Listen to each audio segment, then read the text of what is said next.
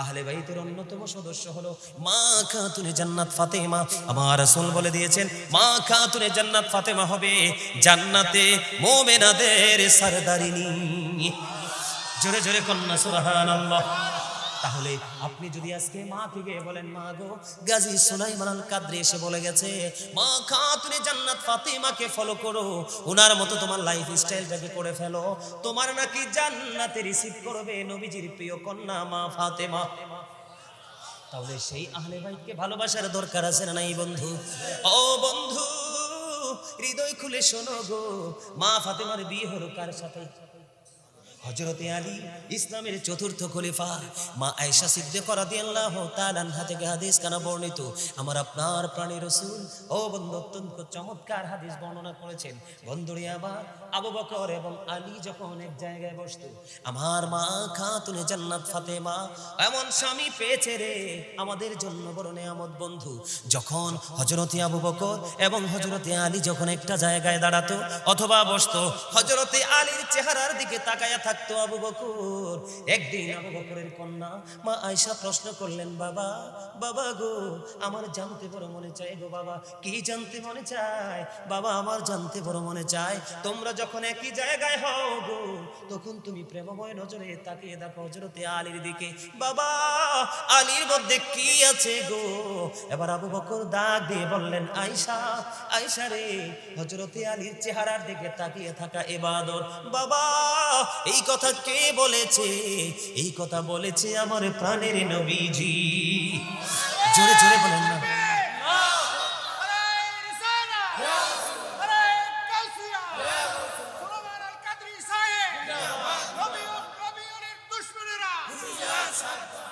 বন্ধুরে আমার এবার আসেন হযরতে আলীর মর্যাদা বোঝানোর জন্য বলছি। বন্ধুরে আমার এবার আলীর বিয়ে হলো কার সাথে? মা ফাতেমার বিয়ে হলো কার সাথে? আলীর সাথে। আলীর বিয়ে হলো কার সাথে? মা খাতুনে জান্নাত ফাতেমা। ও বন্ধু, মা ফাতেমার দলিল পেয়ে গেলাম ভালোবাসলে জান্নাতের নেত্রী। আর হযরতে আলী সম্পর্কে রাসূল বলেছেন, I am a city of education, the gate of that city is Ali. আমার রাসূল বলেছেন, আনা মাদিনাতুল ইলমি ওয়া আলিউন বাবুহা। আমার রাসূল বলেছেন, আমি নবী হলাম শিক্ষার শহর, আর সেই শহরের দরজা হলো হযরতে আলী। জোরে জোরে বলেন না সুবহানাল্লাহ। বন্ধুরে আমার এবার আলী এবং ফাতেমার বিয়ে হয়ে গেল, তাদের মধ্যে বন্ধু প্রেমময় মিলন হয়ে গেল। তাদের মধ্য থেকে ফুটন্ত গোলাপের মতো দুইটা নূরানী সন্তান পৃথিবীতে আসলো। একজন হলো হযরত ইমাম হাসান, আরেকজন হলো হুসাইন রাদিয়াল্লাহু তাআলা আনহু। আমার রাসূল বলেছেন, ইমাম Hasan and Hussain two my flower in the world. আমার রাসূল বলে দিয়েছেন, ইমাম হাসান হুসাইন দুই ভাই, দুনিয়ায় আমার দুইটা ফুল। আমার রাসূল তোমাদের জন্য গুড নিউজ দিয়েছে। কেন তুমি আহলে বাইতকে ভালোবাসবা? নবীর পরিবারকে তুমি কেন ভালোবাসবে এটা তো জানার দরকার। আমার রাসূল বলে দিয়েছেন, আল হাসান ওয়াল হুসাইন সাইয়্যিদা শাবাবি আহলিল জান্নাহ। আমার রাসূল বলেছেন, ইমাম Hasan and Hussain are the leader of younger people in Jannah. আমার রাসূল বলে দিয়েছে, ইমাম হাসান হুসাইন জান্নাতের যুবকদের নেতা হবে, লিডার হবে। জোরে জোরে বলুন না সুবহানাল্লাহ, আর জোরে বলুন না সুবহানাল্লাহ। বন্ধু, তাহলে আহলে বাইতকে ভালোবাসার দরকার আছে না নাই? আরো জোরে বলেন। ইমাম হুসাইন জান্নাতের সরদার, নবীজির কলিজার টুকরা। নবীজি বললেন, হুমা রাইহানাইহা মিনাদ দুনিয়া। ইমাম হাসান হুসাইন দুনিয়ায় নবী বলছেন দুইটা ফুল, ঠিক কিনা বলেন? আরো জোরে বলেন না। বন্ধুরে আমার এই যে ইমাম হাসান হুসাইনকে ভালোবাসবো, আপনাদেরকে আরো একটু বলি, ইমাম হাসান হুসাইনকে আমার আল্লাহ কত ভালোবাসে। ঈদের পূর্বক্ষণে ও বন্ধু মা ফাতেমার কাছে গিয়ে বলল, মা মা গো, ঈদের সময় তো ঘনিয়ে আসছে গো, ঈদ তো খুব কাছাকাছি, আমাদেরকে নতুন জামা দিবা না? মা ফাতেমা বলল, বাবা বাবা গো, তোমাদের জন্য পোশাকের ব্যবস্থা হয়ে যাবে। ও বন্ধু, কিছুক্ষণ পরে বন্ধু দর্জি তার জন্য কাপড় নিয়ে আসলো জান্নাত থেকে। চুরে চুরে কন্যা সুবহানাল্লাহ। এবার মা খাতুনে জান্নাত ফাতেমা খেয়াল করেন, নতুন জামা চাইতে দেরি রে। মা ফাতেমা বললেন, হয়ে যাবে, ব্যবস্থা হয়ে যাবে। জান্নাত থেকে বন্ধু পোশাক চলে আসলো। এই খবর আমার নবীজির কাছে মা ফাতেমা জানিয়ে দিলেন, বাবা বাবা গো, একজন দর্জি এসে ঘরে পোশাক দিয়ে গেল। আমার নবীজি বললেন, এইটা দর্জি নয়, এটা হলো জিবরাইল আমার কলিজার টুকরা দুইজনের দর্জি হয়ে পৃথিবীর বুকে কদম দিয়েছে। আমার আল্লাহ জান্নাত থেকে পোশাক পাঠিয়েছে। জোরে জোরে কন্যা সুবহানাল্লাহ, আর জোরে বলেন না সুবহানাল্লাহ। আল্লাহ ভাইকে ভালোবাসার দরকার আছে না নাই? আর জোরে বলেন না। ইমাম হাসান হুসাইনের আদর্শ আমাদের ধারণ করার দরকার আছে না নাই? ও যুবক, আমাদের চরিত্র কেমন আর ইমাম হাসান হুসাইন কেমন ছিল? একদিন দুই ভাই ঘর থেকে বের হলো, ঘোড়ায় চড়ে টকবক টকবক করে যখন ভ্রমণ করতে লাগলো, হঠাৎ করে দৃষ্টি সীমার মধ্যে পড়লো একজন মুরব্বী ওযু বানাইতেছে। দাদু কি করতেছে? ওযু বানাইতেছে। ওই দাদুর কিন্তু ওযু হয় না। এবার হাসান হুসাইন দুই ভাই দেখলেন ওই যে বুড়ো দাদু ওযু বানাই রে, তার ওযু তো হয় না। এবার এক ভাই আর এক ভাইকে ডেকে ডেকে বলল, ভাইয়া ওই যে নজর দিয়ে চাইয়ে দেখো, ওই বুড়ো দাদু ওযু বানাই, তার ওযু তো হয় না। এই কথা বলার পরে ইমাম হাসান হুসাইন দুই ভাই মিলে বুদ্ধি করলেন, কি করা যায় রে বলো। দুই ভাই মিলে বুদ্ধি করলেন, চলো দাদুর কাছে চলে যাই। যাওয়ার পরে কি করলেন? দাদুকে সালাম দিলেন। দাদু সালামের জবাব দিলেন। জবাব দেওয়ার পরে এবার কিনে দাদু প্রশ্ন করলেন, তোমরা কে গো? এবার তারা পরিচয় না দিয়ে বললেন, দাদু। দাদু বলো না, আমরা দুই ভাই আজকে ওযু করব। কি করব? সুবহানাল্লাহ বলেন না। ওই বুড়ো দাদুকে ডাক দিয়ে বললেন, দাদু দাদু গো, আমরা দুই ভাই আজকে ওযু করব। দাদু তুমি বলে দিবা কার ওযুটা বেশি সুন্দর। জোরে জোরে কন্যা সুবহানাল্লাহ। এবার কি করলেন? দুই ভাই মিলে ওযু বানালেন। ওযু বানানোর পরে দাদুর কাছে জানতে চাইলেন, দাদু বলো না কার ওযুটা বেশি সুন্দর। এবার ওই বুড়ো দাদু একটা ডাক দিয়ে বলল, দাদু দাদু গো, কে গো তোমরা? কেন এত তোমাদের চেহারা এত নূর? কেন তো তোমাদেরকে দেখে এত প্রেমময় মনে হয়? কেন গো তোমরা এত মিষ্টি? তোমাদের ওযু এত সুন্দর।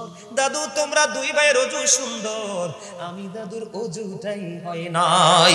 জোরে জোরে কন্যা সুবহানাল্লাহ, আর জোরে বলেন না সুবহানাল্লাহ। আমরা যদি অন্যায় করি, একজন আরেকজনকে ধাক্কা মেরে ফেলে দেই, প্রহার করতে থাকি, কিন্তু নবীর কলিজার টুকরার আদর্শ দেখতে পাইছেন না?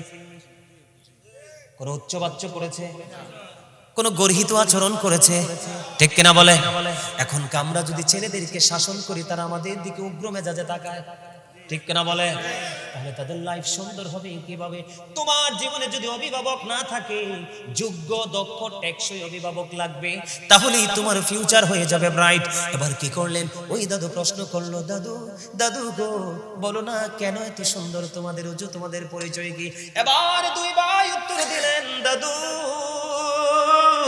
দাদু গো, আমরা পৃথিবীর কোনো সাধারণ মানুষ নই, আমরা পৃথিবীর কোনো সাধারণ ঘরের সন্তান নই, আমরা হলাম তোমার নবী রাহমাতাল লিল আলামিন, ইমামুল মুরসালিন, সিরাজুম মুনীরা, নূরুম মুবিন। ওই যে নূরুন আলা নূর নবী, ওই নূর নবীজির কলিজার টুকরা হাসান হুসাইন দুই ভাই। এই ওযু আমাদেরকে পৃথিবীর কেউ শিখায় নাই, এই ওযু শিখেছি আমার প্রাণের নানার কাছ থেকে। জোরে জোরে বলেন না সুবহানাল্লাহ।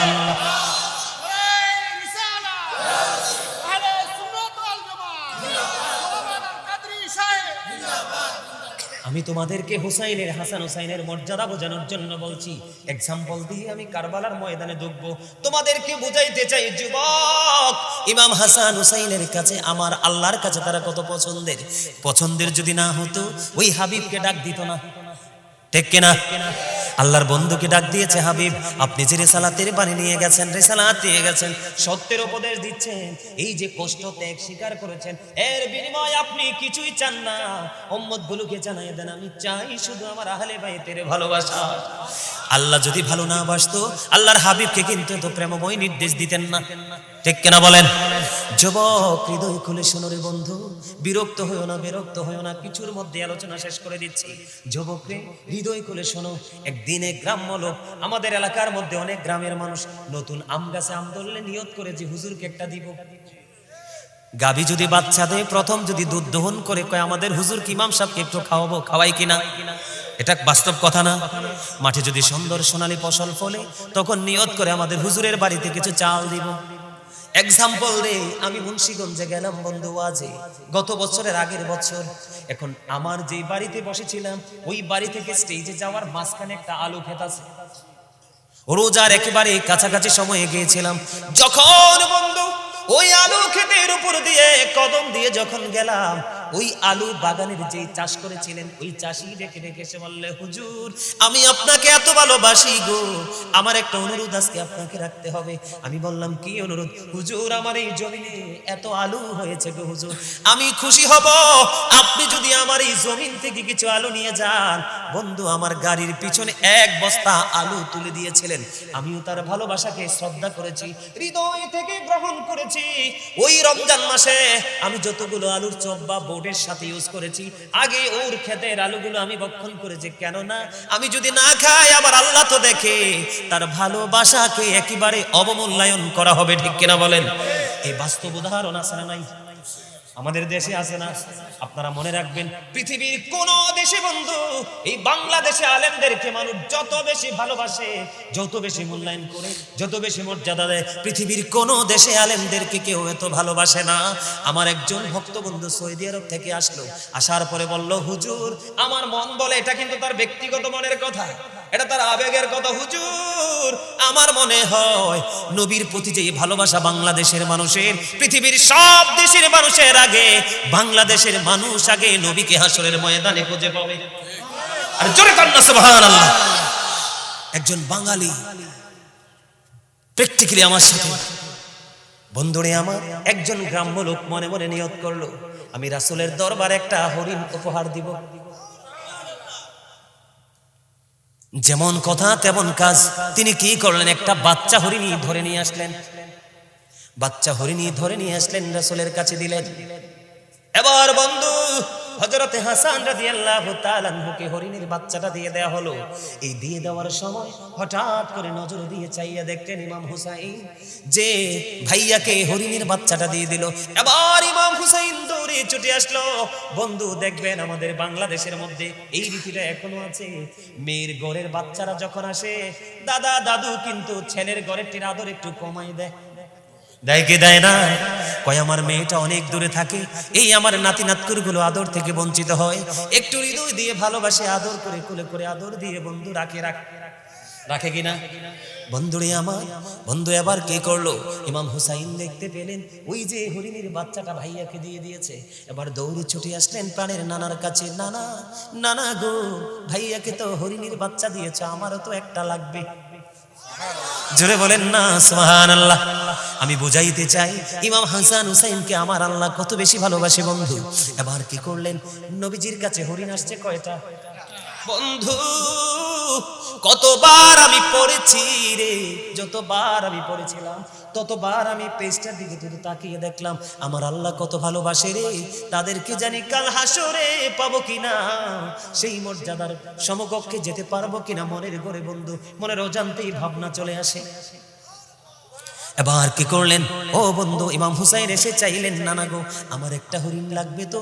এই কথা বলার পরে ইমাম হুসাইন হরিণী চাইতে দেরি, আমার নবীজি ওই যে দেখেন আমার চোখের সামনে গেটের বাইরে কিছু মানুষ দাঁড়িয়ে আছে, দেখেন স্পষ্ট দেখা যায়। এটা প্র্যাকটিক্যাল, আমি বোঝানোর জন্য বলছি, প্র্যাকটিক্যালি দেখতে পাচ্ছেন কিনা? ঠিক আমার নবীজি ও বন্ধু সুন্দর করে নিবিড় ভাবে দেখায় দেখলেন দুইটা হরিণ দৌড়ে নবীজির দিকে ছুটে আসছে। এবার এসে বন্ধু একটা হরিণের বাচ্চা, আরেকটা হলো বড় হরিণ। এবার হরিণী নবীজির সামনে আসলো, আসার পরে আল্লাহর কুদরতে হরিণীর জবান খুলে গেল। ওই হরিণীর জবান যখন খুলে গেল বন্ধু, এবার নবীজির কদমে সালাম দিয়ে দিলেন, ইয়া রাসূলুল্লাহ, ইয়া হাবিবাল্লাহ, নবী গো আপনার কদমে যে হরিণীর বাচ্চাটা দেওয়া হয়েছে ওই বাচ্চাটার মা আমি গো, আপনার কলিজার টুকরা হাসানকে দেওয়া হয়েছে। ইয়া রাসূলুল্লাহ আমি মা হয়ে আজকে আমার আরেকটা বাচ্চা আপনার কদমে দিয়ে গেলাম, আপনার ওই কলিজার টুকরাকে দিয়ে দেন। জোরে জোরে বলেন না সুবহানাল্লাহ। বন্ধুরে আমার, ও বন্ধু আমি আপনাদেরকে বুঝাইতে চাই হরিণ কি নিজের পাওয়ারে চলতে পারে নাকি আল্লাহর হুকুমে? কথা বলেন না। এ হরিণী পাঠাইছে কে? আমার আল্লাহ। শুধু এখানে ক্ষান্ত নয়, আমি আপনাদেরকে আরেকটু বুঝাইতে চাই বন্ধু, বিরক্ত হননি?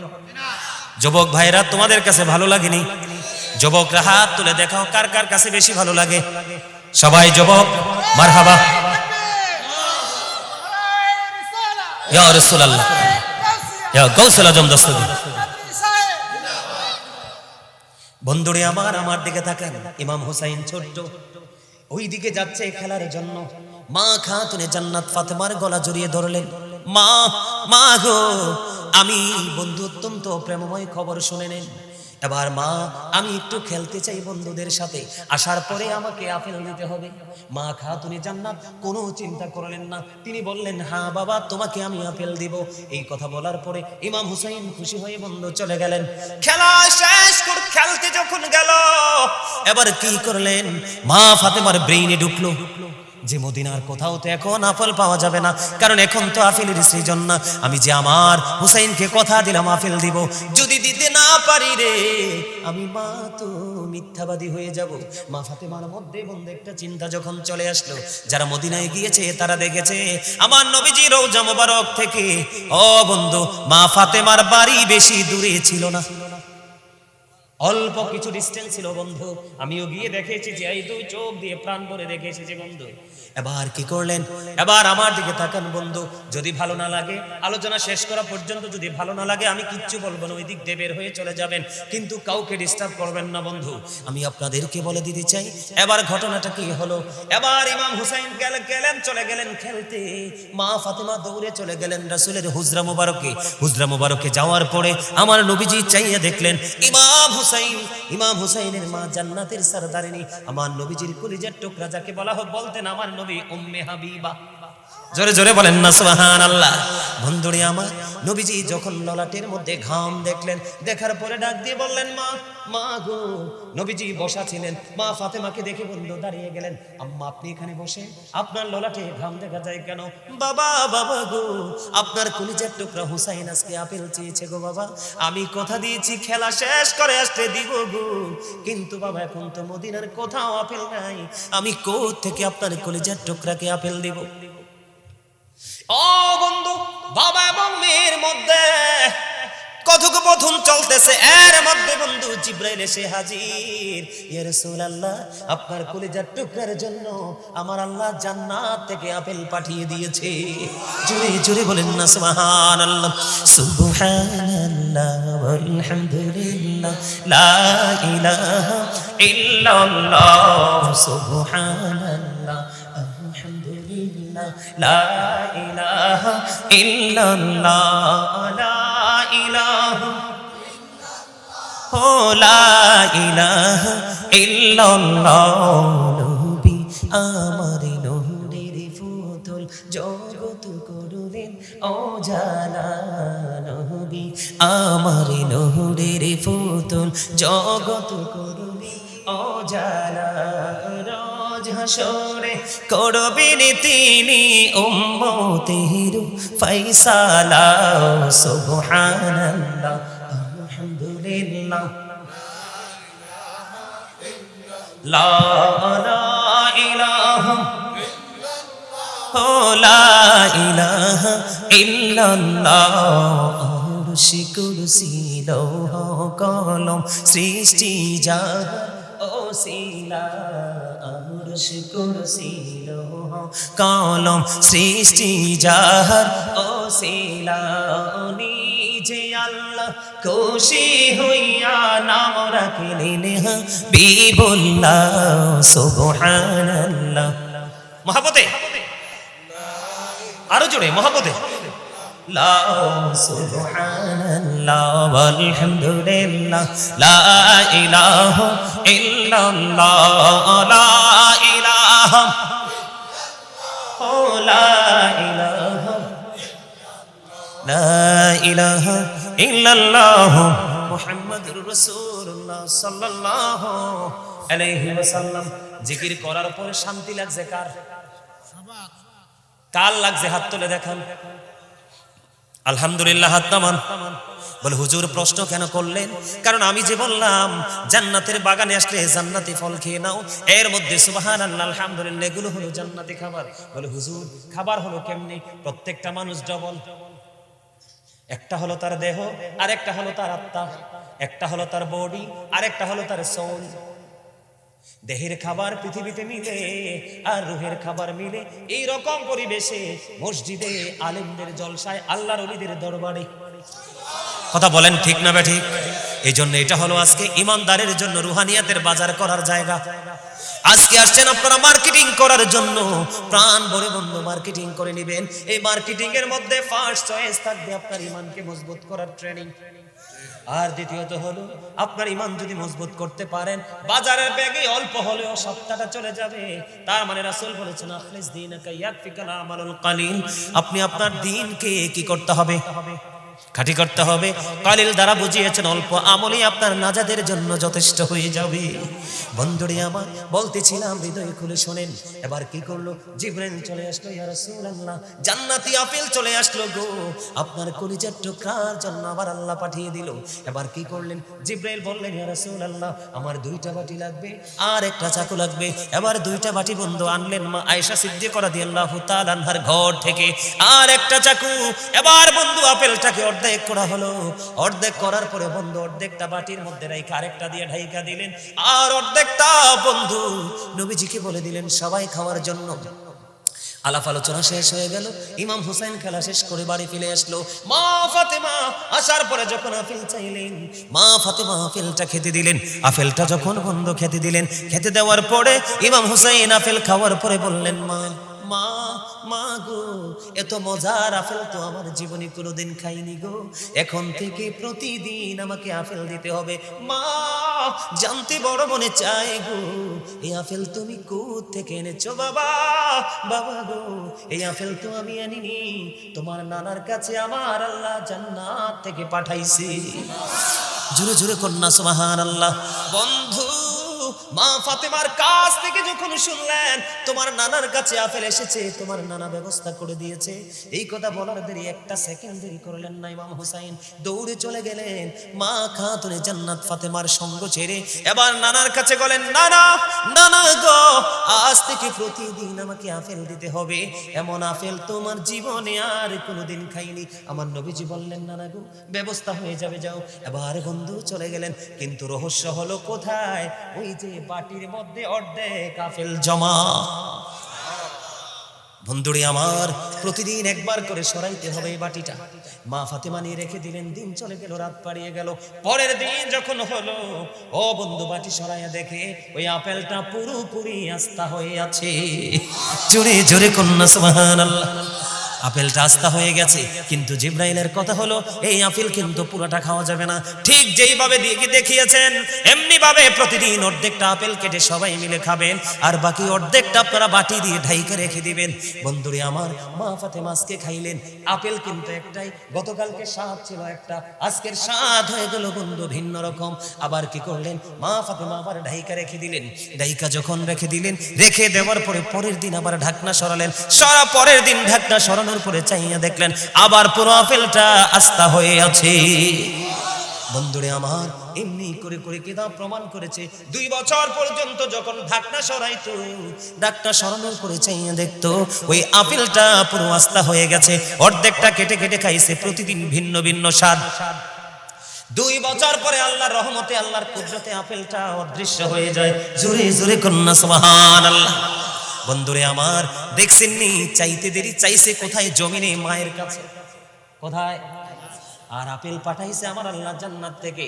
আর আপনি আমি ঘরের বাচ্চাকে টাকা দিয়ে দিল, ভালো জিনিস আনতে পারে না। কথা বলেন না কেন? আছে না নাই? তাহলে ইমাম হুসাইনের দাম আছে না নাই? মর্যাদা আছে না নাই? তাহলে তাদের সাথে প্রেমের ডুই লাগানোর দরকার আছে না নাই? বন্ধু এখানে এই শুধু ক্ষান্ত নয় রে, আমার দিকে বন্ধু তাকান। ইমাম হাসান হুসাইন 2 ভাই হাতের লেখা লিখলেন। হাতের লেখা লেখার পরে ও বন্ধু রাসূলের কাছে গেলেন, নানা গো বলে দাও না কার লেখা বেশি সুন্দর। আমার নবীজি পাঠাই দিলেন তোমার বাবার কাছে চলে যাও। কার কাছে? হযরতে আলীর কাছে। আবার আলীর কাছে চলে আসলেন, বাবাকে বলে দাও না কার হাতের লেখাটা বেশি সুন্দর। এবার হযরতে আলী একটা ডাক দিয়ে বললেন, বাবা বাবা গো চলে যাও তোমার মায়ের কাছে, যিনি জান্নাতের সারদারিনী। এবার মা খাতুনে জান্নাত ফাতেমার কাছে যখন বন্ধু চলে গেল, চলে যাওয়ার পরে আবার খেয়াল করে দেখেন তাদেরকে আমার আল্লাহ কত বেশি ভালোবাসে বন্ধু, তাদেরকে কত বেশি ভালোবাসে। এবার মা ফাতেমা বললেন, আমার ঘরে 7টা মতি আছে। কয়টা? আমার ঘরে 7টা মতি আছে, তোমাদের দিকে আমি নিক্ষেপ করব। তোমাদের দিকে আমি কি করব? নিক্ষেপ করব, মানে ঘর থেকে তোমাদের দিকে আমি ফেলাবো। যে যত বেশি কুড়াইতে পারবা তার হাতের লেখা বেশি সুন্দর বলে গণ্য হবে। বন্ধু মা ফাতেমা নিক্ষেপ করতেছেন, বন্ধু নিক্ষেপ করতে করতে বন্ধু 6টা নিক্ষেপ করে ফেললো। দুই ভাই বন্ধু 3টা করে 6টা কুড়িয়ে নিল। আর বাকি আছে কয়টা? আর বাকি আছে একটা। এবার তিনি কি করলেন বন্ধুরি আমার? এবার মা ফাতেমা যখন মতিটা হাতে নিলেন, আমার আল্লাহ জিবরাইলকে একটা ডাক দিয়ে বললেন, জিবরাইল যাও ওই ফাতেমার বাড়ি চলে যাও রে। ফাতেমা যখন মতিটা নিক্ষেপ করবে ওইটাকে আর দুইটাকে 2টা টুকরা করে ইমাম হাসান হোসেন দুই ভাইয়ের ভাগে অর্ধেক করে দিয়ে দাও। বন্ধুরে আমার, মা ফাতেমা নিক্ষেপ করতে দেরি, নজর দিয়ে চাইয়া দেখলেন অটোমেটিক্যালি মতিটা 2টা ভাগ হয়ে গেল, 2 ভাইয়ের দিকে 2 অংশ চলে গেল। মা গো বলো না কার লেখা বেশি সুন্দর? এবার মা ফাতেমা ডাক দিয়ে বলল, বাবা গো তোমাদের 2 জনের লেখাই সমান সুন্দর। জোরে জোরে কন্যা সুবহানাল্লাহ। তাহলে তাদেরকে ভালোবাসার দরকার আছে না নাই? তাদের সাথে মোহাব্বত লাগানোর দরকার আছে না নাই? বন্ধুরে আমার, ইয়াজিদের বাবা ছিলেন ওই পাপিষ্ঠ ইয়াজিদের কথা না বললে কারবালার ইতিহাস বুঝবেন না। তার কথা আমরা বলতে চাই না, কারণ হি ইজ ভেরি ক্যারেক্টারলেস। চরিত্রহীন ছিল একজন, কিন্তু তার বাবা আমির মুয়াবিয়া ছিলেন সত্যিকারের রাসূল প্রেমিক। বন্ধু অনেক লম্বা ঘটনা। ইয়াজিদ যখন ক্ষমতার মস্তদে বসলো 60 হিজরিতে, তখন মদিনার গভর্নর ছিলেন বন্ধু মারওয়ান ইবনে হাকাম। ওনার কাছে চিঠি পাঠালেন, আমার দিকে তাকান না, ইমাম হুসাইনের কাছে চিঠি পাঠালেন। ইমাম মারওয়ান ইবনে হাকামের কাছে চিঠি পাঠালেন ইমাম হুসাইনকে চাপ সৃষ্টি করার জন্য, ইয়াজিদের হাতে বায়াত গ্রহণ করার জন্য। জোরে জোরে কন্যা নাউজুবিল্লাহ। আপনারা বলেন, একজন ক্যারেক্টারলেস সম্পূর্ণ মানুষের কাছে কি গড ক্যারেক্টার সম্পূর্ণ মানুষ এক হাত মিলাইতে পারে? কথা বলেন না কেন? তিনি তো নবীর আওলাদ, তিনি জান্নাতের লিডার। আমার নবী যে তাকে ফুলের সাথে তুলনা করেছেন, আমার আল্লাহ যে চাইতে দেরি জান্নাত থেকে পাঠাইতে দেরি করে না, এমন একজন সৃষ্টি, এমন নবীর কলিজার টুকরা ইয়াজিদের সাথে হাত মিলাতে পারে না। বন্ধু আমার দিকে তাকান, আমি কি বলতে চাই শোনেন। আমাদের দেশে কিন্তু নষ্ট মানুষ আছে। নষ্ট মানুষকে মানুষ ভালোবাসে না, কিন্তু এই নষ্ট মানুষ মানুষের ভালোবাসা অর্জন করতে চায় টাকা পয়সা দৌলত ক্ষয় করে। কথা কন না কেন? যদি এইটাও না হয়, প্রেসার ক্রিয়েট করা হয়, তার মানে চাপ সৃষ্টি করা হয়, গাইবি সংবাদ দেওয়া হয় আতঙ্কিত করার জন্য। ঠিক আছে নি কথা? ঠিক তেমনি ভাবে ইয়াজিদ ছিলেন একজন ক্যারেক্টারলেস পারসন, চরিত্রহীন লম্পট ছিলেন। বন্ধু আমি আপনাদেরকে বলা দেয়, ইমাম হুসাইনের উপদেশটাকে আপনার আমার প্রাণের রাসূল। কথা বলেন না কেন?